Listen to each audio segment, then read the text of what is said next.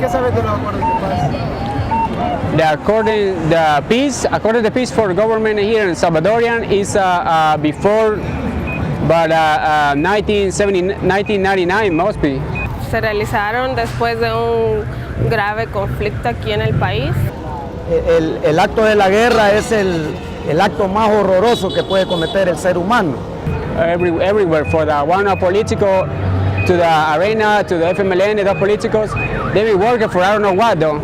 Pues sé mucho de la historia y el conflicto que se vivió en el país, ¿verdad? Tuvo que llegar a esos niveles de horror, tiene que haber sido durísimo, causó mucho dolor, mucha tragedia. Y sé que los acuerdos se hicieron en el 92. Que no fueron hechos aquí, sino en el extranjero. Y creo que vinieron a fortalecerle, a darle más fortalecimiento a la democracia de aquí de El Salvador. Y que a raíz de eso surgieron algunos partidos políticos y se supone que sirvieron para la paz. Pues qué bueno, ¿verdad? Yo veo muchas banderas, yo he visto casas que tienen hasta 2 banderas al mismo tiempo. Yo lo he visto, o sea, en la misma casa, en el mismo hogar, tienen una del FMLN y una de Arena, ¿verdad? Entonces, por mí está bien porque hay más fraternidad, ¿verdad? O sea, a pesar de que sean de un partido u otro, La guerra pues... marxista en El Salvador no tiene futuro. Tenemos la obligación histórica de terminar con esa guerra y lo haremos por los medios que la misma democracia provee. Y se hicieron reformas también en el sistema electoral, en el sistema judicial, aunque no significaron una transformación de la estructura económica social.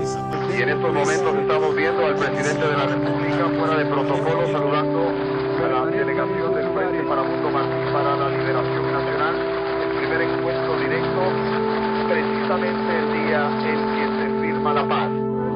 En general, yo creo que hay que buscar un nuevo pacto social.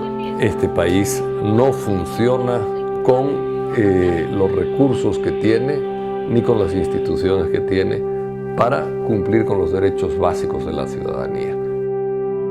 En nuestro país, la violencia está erradicada.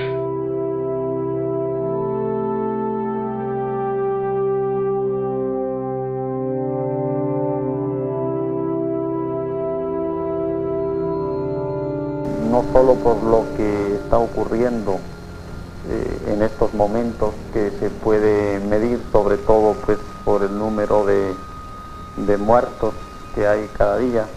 Aquí tengo un informe de Guardian, por ejemplo, que habla de 20 a 30 diarios. Es posible que incluso más, es decir, no solo la gravedad por lo que está ocurriendo de muertes, de asesinatos, de represión, de operativos, de cateos, sino porque se ve... Yo creo que los acuerdos de paz primero han sido un hito, todo el mundo lo dice, pero además es real en la historia salvadoreña, porque es la primera gran solución de un gran conflicto por la vía del diálogo en vez de por la vía de la fuerza. A ese acuerdo se llega fundamentalmente por una serie de factores nacionales, ¿verdad? El balance práctico empate que había y que podía prolongarse por muchos años, ¿verdad? Y que implica un problema en aquel entonces para un programa económico que quería implementar el gobierno de Arena, el primer gobierno de Arena, ¿verdad? Que es el que va a comenzar con las reformas de corte neoliberal, que para ser exitosas requerían la pacificación del país. Bueno, los acuerdos de paz se cumplieron en gran medida en el tema económico, político, en el tema político sobre todo, que era su esencia, porque la esencia de los acuerdos era que la Fuerza Armada saliera del control del Estado, fuera a los cuarteles y que el FMLN se desmovilizara. Ese era como el objetivo principal, entregara las armas y se incorporara como fuerza política a la vida nacional. En ese punto los acuerdos creo que lograron su cometido, ¿verdad? Porque a la Fuerza Armada se le quitaron las funciones constitucionales que tenía y se disolvieron sus batallones élite, la Policía Nacional, la Guardia Nacional, se creó la Policía Nacional Civil. Hay toda una serie de componentes que yo creo que se cumplieron adecuadamente, pero hay otros que realmente no. Por ejemplo, el tema de la lucha contra la impunidad, que es parte de los acuerdos de paz, ese no se ha cumplido. A los hombres del ejército y en concreto a las bases. Mi hijo es Salvador Mendoza y Abelino Mendoza, Alfredo Mendoza, Carlos Mendoza. Son 4 desaparecidos que yo no los he encontrado por ningún rumbo. Mi hijo Víctor Manuel Sánchez fue capturado el 12 de octubre del 75. Mi hijo, él se llama Noé Nuncio Sánchez. Desapareció el 28 de octubre de 1977.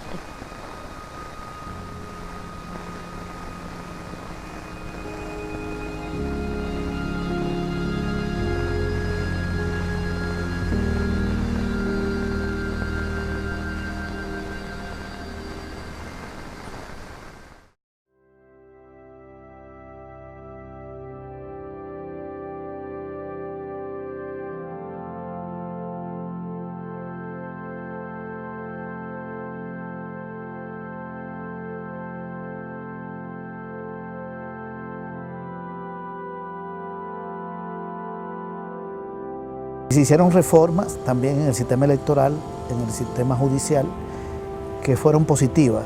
Es decir, abrieron un proceso, digamos, de democratización en el país, aunque no significaron una transformación de la estructura económica y social, porque tampoco el contenido de los acuerdos daba para eso. Bueno, ya han pasado más de 2 décadas de la firma de los acuerdos y en cierta forma con las elecciones yo diría de 2009, que se dio la alternancia en el gobierno, y ya las elecciones de 2012, la 2014, vienen como a sellar la transición, digamos, hacia una nueva etapa en la vida política del país. Ya no es, digamos, aquello de estar pendiente por el cumplimiento de los acuerdos, sino más bien estamos ante nuevas problemáticas.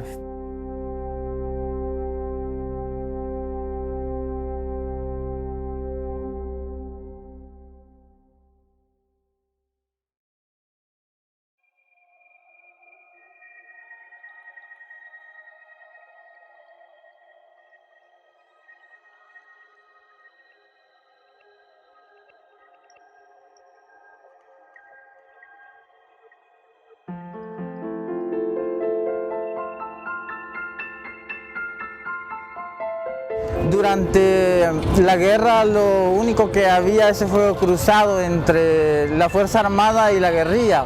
Ahora es totalmente diferente porque quienes están sufriendo las consecuencias es la población civil. That guy is not at peace. The little boy is not at peace. He had problems for family problem or government problem because the economic is not enough to bring the food to his house. Sí hemos quedado mal, pues por el desempleo, ¿verdad? Porque no hay atención para la gente que tiene su puestecito pequeño, ¿verdad? Hay muchos factores. Tanto joven que anda en la calle sin trabajo, tanto hombre adulto mayor que por ellos el país está como está. Si no hubiera sido todos estos hombres viejos y mujeres viejas, el país no estuviera como está. ¿Cómo vamos a resolver los problemas de los participantes directos? Y supuestamente para que la economía comience a trabajar mejor. Todavía no lo hemos logrado porque tenemos nuevos problemas.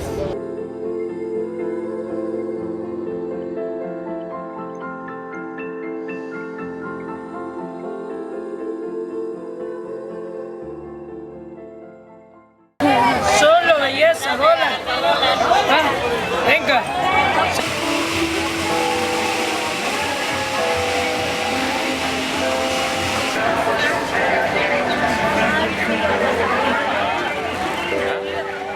Y teníamos un país, cuando terminó la guerra, donde el sector principal de la economía era el comercio. Sobre todo el comercio importador, financiado en gran medida por remesas familiares. Ya las remesas eran grandes. Cuando termina la guerra, las remesas generan más dólares en el país que el café. Y el algodón había prácticamente desaparecido como cultivo. Entonces había un cambio de modelo que se profundizó luego en los 20 años de gobierno de Arena. En estos acuerdos había un capítulo, un tema referido a lo económico y social, que es, digamos, el que más deudas o déficit de implementación tuvo, y que en cierta forma pues se explica porque lo principal para las dos partes, pero especialmente para el FMLN, era la transformación política del país, pensando que posteriormente se podía llevar adelante un esfuerzo de reforma económica que ahora, cuando están en el gobierno, se dan cuenta que no es tan fácil.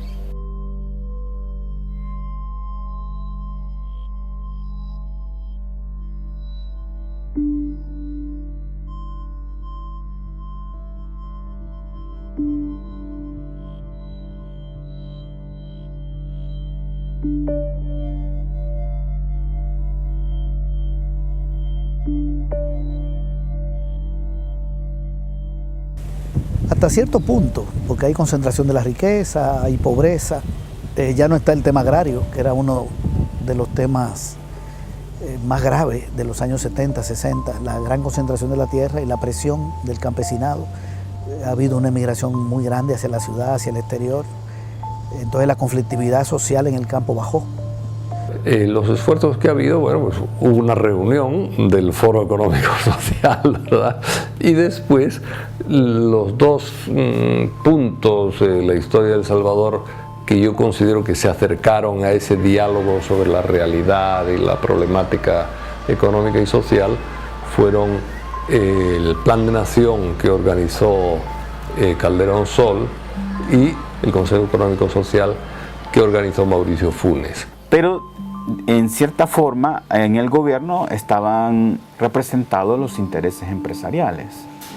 Y eso en principio porque el presidente de la República entonces era un importante empresario salvadoreño.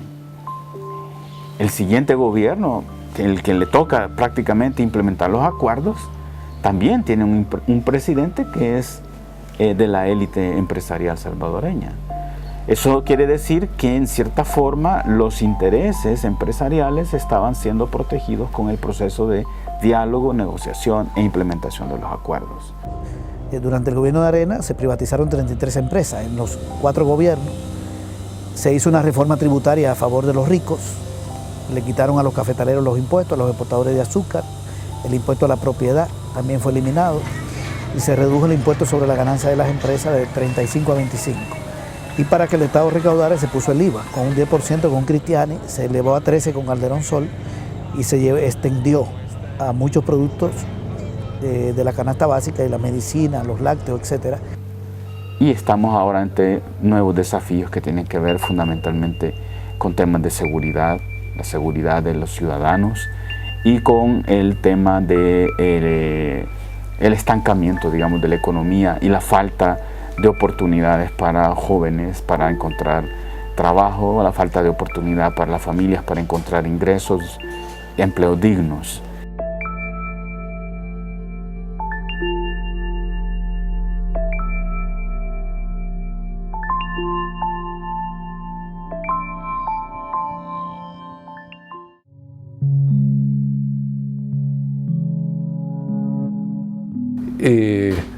Vemos desigualdades que nos parecen naturales, incluso gente importante, intelectual, miembros de tanques de pensamiento dicen que la desigualdad es natural, ¿verdad? Nunca es natural la desigualdad en el campo de la igual dignidad de la persona humana, ¿verdad? Pero sí, en el país sigue habiendo una concentración de la riqueza en manos de la oligarquía y mucha pobreza, mucha exclusión social, todavía una parte de la población muy excluida, que por cierto menos que hace 5 años, porque con el gobierno anterior, el de Mauricio Funes y el FMLN, se redujo la pobreza de 40 a 29% de los hogares, mejoró la distribución, pero hay mucho que hacer en ese terreno. Yo creo que podemos diferenciar varios tipos, ¿verdad? Hay polarización social cuando hablamos de una distribución desigual del ingreso fundamentalmente, en donde los que tienen más ingresos concentran una mayor proporción de los ingresos nacionales frente a los que tienen menores ingresos. Entonces se produce lo que se llama la inequidad o la desigualdad social. Por ejemplo, el salario mínimo muy bajo. Las leyes se cumplen para unos y para otros no. Entre los $240 que gana el sector servicios y los 114 que gana el del trabajador agropecuario, hay una diferencia muy grande. Los que trabajan están siendo explotados a morir, especialmente las mujeres de la zona franca. Las agarran como que fueran animales de carga, pagándoles un salario risible, y eso no debería de ser así. Ahora, el empresario, en lugar de pensar en no aumentar el salario, debería de pensar en mejorar la producción y a través de un mayor rendimiento de los trabajadores y de la producción, tener derecho a una ganancia mayor para él y un poco más para el trabajador, porque no vamos a pedir lo que no es posible, pero sí lo que se puede hacer.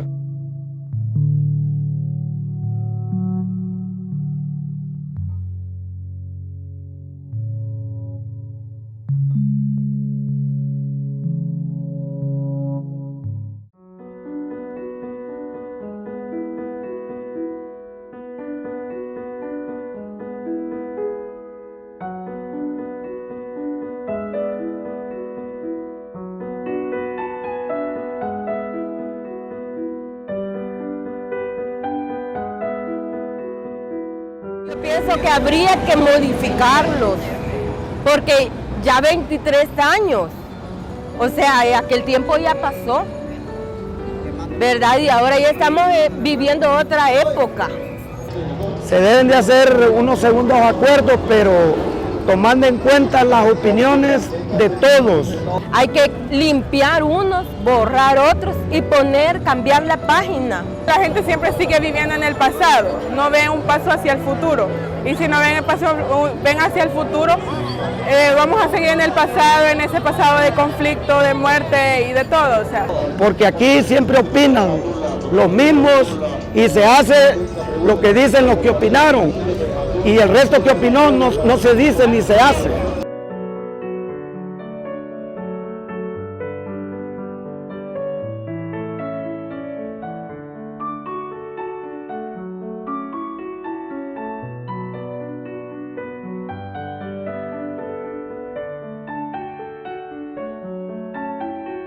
Yo creo que ha habido avances en la legislación.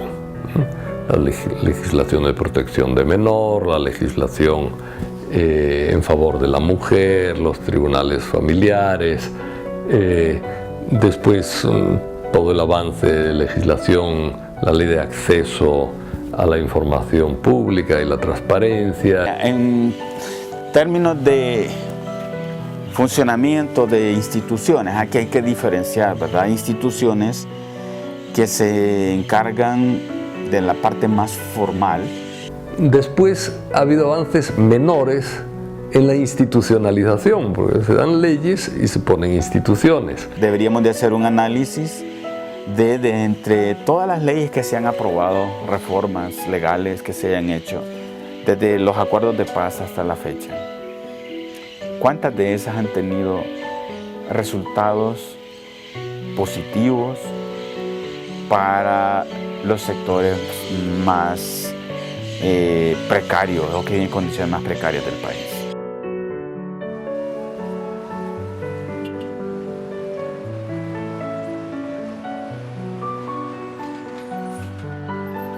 En general, yo creo que hay que buscar un nuevo pacto social. Es decir, este país no funciona, es decir, con los recursos que tiene, ni con las instituciones que tiene, para cumplir con los derechos básicos de la ciudadanía. La distribución del ingreso, que se inició en el gobierno anterior, aquí hay un grupito que tiene mucho dinero y mucha gente que no tiene mucho, o que tiene muy poco. La riqueza está concentrada, tanto los medios de producción como el dinero, en una cúpula que controla la mayor parte. Entonces hay que darle más ingreso a la población. ¿Qué factores pueden contribuir, tanto locales como internacionales, a una segunda agenda de reforma política y de reforma económica, ¿verdad? Pero lo que no está claro, quiénes son ¿cuáles serían ahora las partes? Antes estaba claro, el gobierno y el FMLN. Ahora, uno puede decir, eso es lento y es ideal, de acuerdo. Mientras eso no llega, yo creo que hay que enfrentar y saber seleccionar, ¿verdad? Es decir, una serie de causas que realmente pueden movilizar a la ciudadanía. Ahora siempre se habla del gobierno, los empresarios y los eternos ausentes de todas estas negociaciones, tanto antes como ahora, son los trabajadores.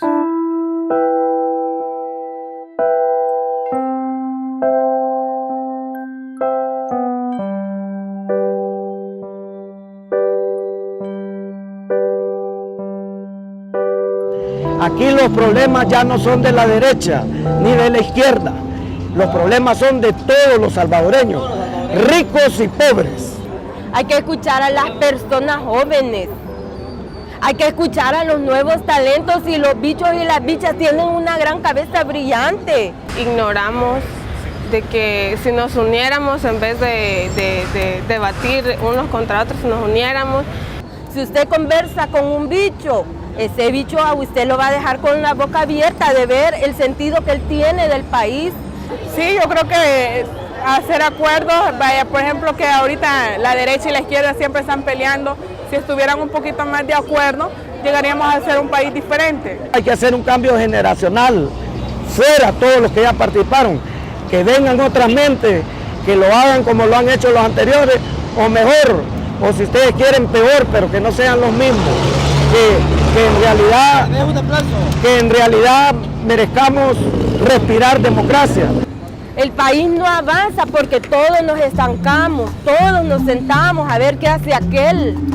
Ya no seamos espectadores, seamos protagonistas de cambio, pero empecemos por nuestra propia familia, por nuestra propia casa, por nuestra propia comunidad.